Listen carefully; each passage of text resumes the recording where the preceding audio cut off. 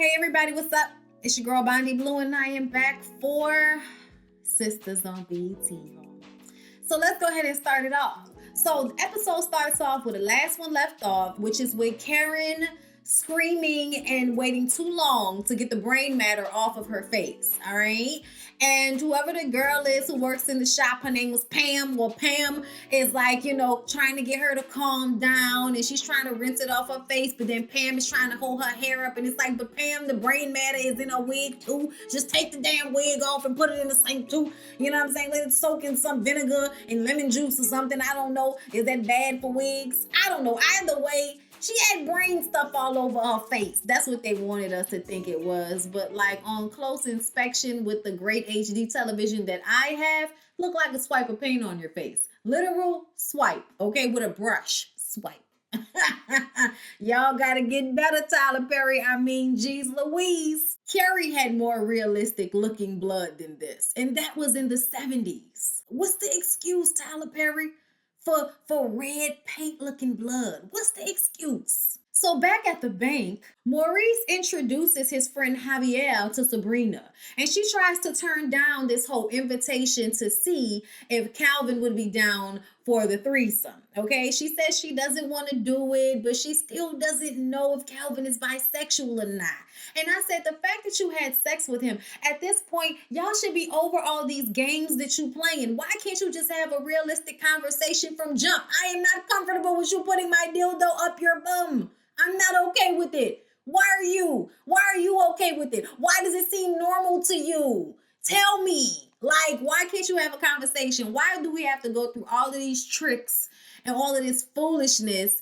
That is just ridiculous at the end of the day. Maurice wants to bring in a friend so that they can test Calvin and see if he's about that bi life. Like, what? Huh? Stupid. It's stupid. But you know what?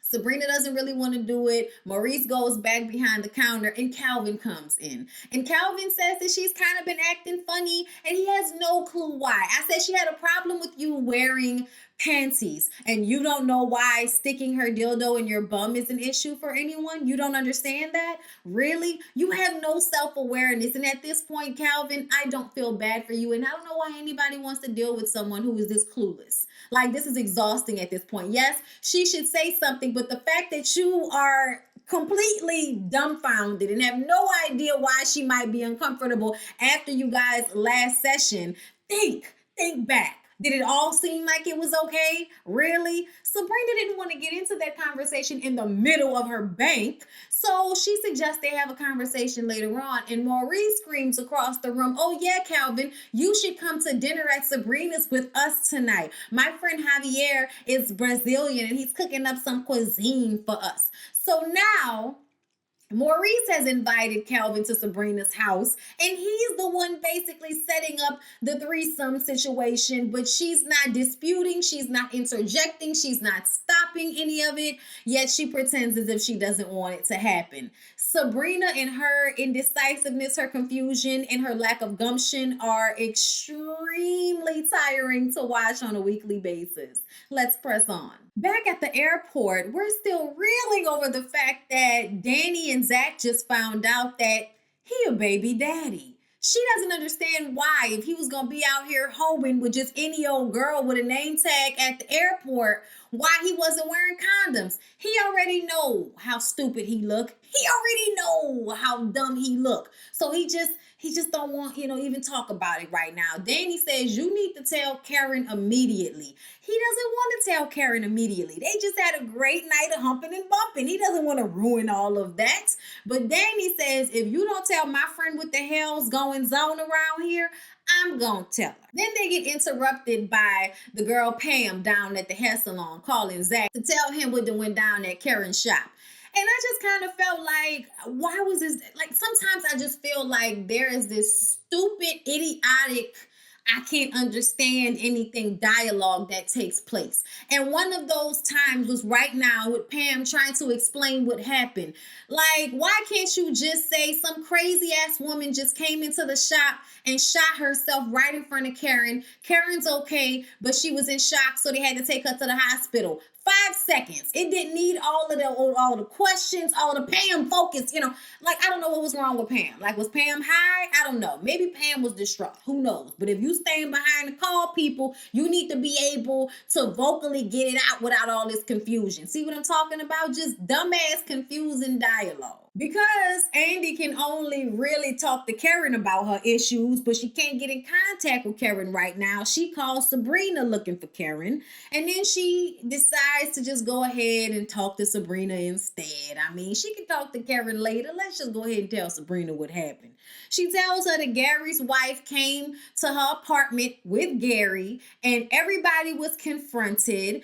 And it was a travesty. And now she feels like complete and utter trash. The wife made her feel like she was, a terrible human being for sleeping with a married man. And then the married man made her feel stupid for thinking that he was anything less than the great guy she thought he was. So now she's just sitting up in her living room crying. Sabrina says that, I'll be over in 25 minutes. So Sabrina's going to leave her job to go and comfort Andy, who is now having side hoe problems. And I just don't understand why that's a good enough reason to leave my job. You became a side hoe. That was your decision. So I'm not leaving my job where they're paying me money so that I can come and make you feel better about the terrible decisions you've been making lately, Andy. I don't have time for that shit. Like, sister, circle my ass, all right? Some of this is just not realistic. Who leaving a job in the middle of the day to go and rub the back of the bitch that's sleeping with the married man and now she crying about it? Girl, get on away from me with this. Before Sabrina can get there, Gary comes knocking. He forgot his key card.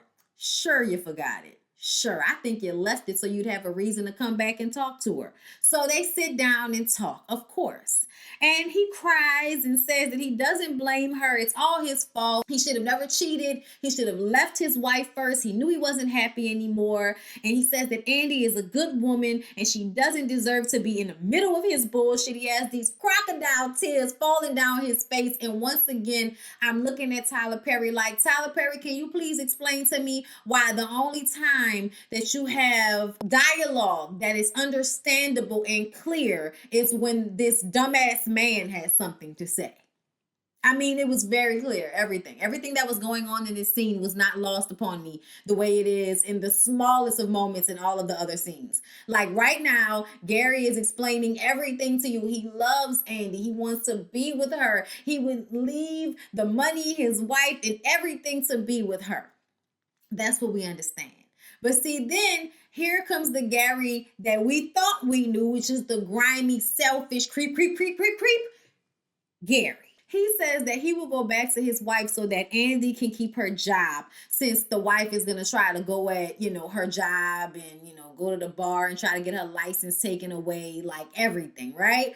So Andy is like, okay, you're going to go back to it so I can get my job back. Okay, great. I want my job back. Okay. And he's like, but that means we're not going to be able to see each other again. And she's like, okay. And he got mad. He wants her to give up her career for him the way he's willing to give up his marriage for her. And it's like, but see, that's the difference between giving up my job for a relationship and you leaving the family that you was already ready to leave before you started having sex with me in the first damn place. You was out here looking for new snatch. So don't sit up here and act like it's some great sacrifice. You throwing away something you didn't want is not a sacrifice, Gary. She want her career. That's why it sounds dumb to her to have you take care of her and for her to be okay with being disbarred. You sound stupid, Negro. You sound stupid. And the fact that you get upset with her is just so self-righteous and ridiculous. Like, are you serious right now? You're mad at her because she don't want to give up her life for you? Huh? What? But at the same time, you're sitting up here telling her how great she is, how awesome she is, how it's all your fault and you're willing to fall on your sword. Well, fall then, nigga. That's what we waiting on. So now he mad and she feel bad. I said, child, I wouldn't feel bad, not about a damn thing, as hard as I didn't work law school and all of that, passing a ball, college, long nights, remembering all these cases that didn't happen to set presidents and shit. I ain't got time to be sitting up here worrying about your emotions with your cheating, lying ass. We still ain't discussed the other females that was in some of these pictures, but okay. Zach and Danny head to the hospital and she's driving the speed limit, even though he would prefer for her to speed. But she reminds him that he has case is pending and she's riding dirty. So she's going to do that speed limit. Then he starts thinking out loud. While Pam was giving them the information about what happened with Karen, she let it slip out that the woman who had came in there said something about Karen sleeping with her husband. So now all Zach is worrying about is what man was it that Karen slept with? He can't believe she slept with somebody else, even though y'all just got back together last night. So it wasn't like she cheated on you. And number two, you cheated on her and now you got a baby on the way. Boy, if you don't get up out of our faces with this. And that's exactly the same thing that Danny told him. Boy, you got a whole baby mama. You do not need to be worrying about any of those specifics right now. Let's get to the hospital and worry about our friend. Don't be sitting up here worrying about her sleeping with no man when y'all wasn't together. Meanwhile, you out here getting hoes pregnant. Boy, bye. Sabrina finally made it to Andy's house and she's trying to comfort her. But Andy still wants to talk to Karen, which makes Sabrina feel like shit. Like, oh, I guess my comfort ain't nothing. And I said, child, apparently it's not. Andy would have to call me. And she would have to call me to talk to me before I would give a shit. If I was Sabrina, I would have felt some type of way for real, for real. But Danny calls them right at this moment, so they go rushing to the hospital to see what's going on with Karen. Sabrina didn't say, fuck this work day. I got stuff to do with my friends. Danny and Zach get there to the hospital first, and he asked if she knew the lady who killed herself and why Pam said that Karen was dating her husband. And Karen is still kind of out of it. And Karen says, you know, they just spent some time together, but they weren't really dating. You know, but she's still trying to fathom the fact that a lady just blew her head off right in front of me. Like her head was on my face after. And you asking me about my relationship with her husband? Like, really? Danny is on the side trying to whisper and tell him to shut the hell up and stop asking her these questions. But you know, that's another thing that Tyler Perry does that aggravates the shit out of me. He'll have one person in the scene that's trying to tell the other person that they're handling the situation wrong. This person is being completely stupid. And it's obvious to everybody but them. So the other person, Danny's character, who has been played by a whole bunch of other people in the past in Tyler Perry films, okay, is trying to whisper, but whispering loudly. So the person that they're talking to, i.e. Karen, can hear everything that Danny's saying, but still we're going to act as if she can't hear what she's saying as she's trying to tell Zach to shut the hell up and stop bringing up stuff he don't need to bring up right now. Ciao. It's an old trick of Tyler Perry's. I've seen it many a time. Then when Danny leaves to go and try to find a doctor so that Karen can get out of there, he starts to babble and ask Karen if she's pregnant because, you know, he would understand. I said, you mad about her dating a man, but then you gonna sit up here talking about is she pregnant? Like, what is going on right now? I cannot. Andy and Sabrina finally get there and stop Danny from killing this rude ass nurse, okay? Then they leave to go and have Sister Circle, but on their way out, they see Aaron in the waiting room. So Karen goes in to comfort him. And he thought she was there to comfort him alone. He didn't know that his ex-wife had blown her brains out right in front of Karen in her shop. He didn't know about that at the time. But they having this long-ass 10-minute hug while we have this ridiculous long-ass dialogue in the hallway as Andy, Danny, and Sabrina try to stop Zach from going into the waiting room and acting a fool because Karen is hugging Aaron, whose ex-wife just blew her brains out. Like, now he recognizes Aaron from being out front of Karen's apartment that day. He kind of knew that was him anyway. But either way, he wants to go in there and fight. I'm like, this dude's wife just killed herself and you want to fight him? Like, is this really the appropriate time for this shit? Like, I was just like, this is so stupid. Danny lets it fly out of her mouth that he has a whole kid on the way. And then Andy and Sabrina are like, oh, you got a kid on the way. Does Karen know? Of course she doesn't know. So they tell him if he don't skedaddle and get his ignorant ass on somewhere, they gonna tell Karen about his new baby that she don't know nothing about. Meanwhile, Karen is telling Aaron what happened at the shop. And he's like, oh my God, I'm so sorry. And he hugs her. So then the hug persists. Then his in-laws, his ex-wife's mother and sister come barging into the room talking about, oh, you must be the whore that Aaron cheated on my daughter with, and she told us everything, Aaron. And then the mom slaps Aaron in the face, and Karen is like, what are you talking about, lady?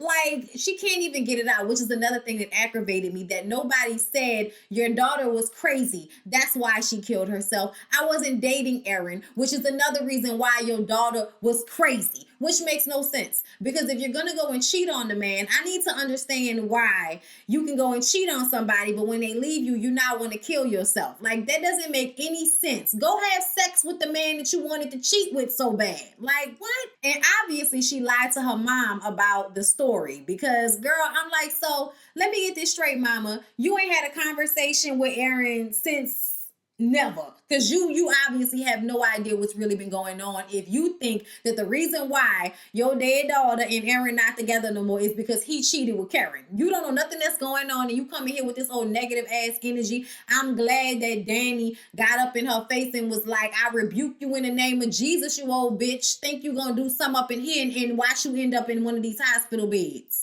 So, y'all, then we got Maurice, Javier, and Calvin showing up to Sabrina's place before she got there. And Maurice knows where the key is, so he just goes on in, and then Calvin comes in behind them, and they're getting everything set up for dinner, and Javier is hitting on Calvin. He asks Calvin, is he into guys? And Calvin is like, oh, no, I don't really swing that way. And he's like, what? Maurice, I thought you said that we were here to do a threesome. I said, so Maurice didn't really explain what the hell was going on to Javier like he said he did. Because then Javier would have known to shut the hell up and just wait on it, instead of thinking that asking him outright was the move to make. If we could just ask him, why wouldn't we just ask him instead of trying to set up a threesome? Like, what the hell is going on here? That was just stupid. That whole story right there was stupid. Another thing that's stupid is for Calvin, who claims to be straight, to now decide that since he's pissed off with Sabrina for still questioning his sexuality, he's going to go and have the threesome with Javier and Maurice, and then take a picture of them together, fully clothed, but still looking hella gay in a picture. I don't even know how else to explain how they looked in that picture other than gay. I'm sorry. It's what it is. And then Sabrina and all of them are all at Karen's place, trying to comfort her. But she gets the text message and sees the picture, and then runs to her apartment, and she busts into the bedroom door where she hears Maurice moaning all loud and shit. And then the episode goes off before we actually see what happened or what was going on. But they was fully clothed when they sent the picture. But either way, in what world is a straight man now all of a sudden gay enough to do something like this? Just because he's mad at a woman for questioning his sexuality. That is the dumbest shit. The fact that you're actually upset that someone questions your sexuality, but you're okay with making them think that you are gay. Like, y'all, I don't know what be going on with Tyler Perry. Like, I really don't. I don't know what's going on in your mind where you thought this little this little area of the storyline made sense, because it didn't. It just doesn't. Not the reality. But you know what? Child, it's Tyler Perry Studios, but shit don't have to make sense. That's all it is, okay? So yeah, y'all, that was Sistas. We'll be back next week to see what had happened. I hope y'all liked the review. Please don't forget to like, comment, and subscribe to my channel if you have not already. I love y'all, and I'll see y'all in the next one.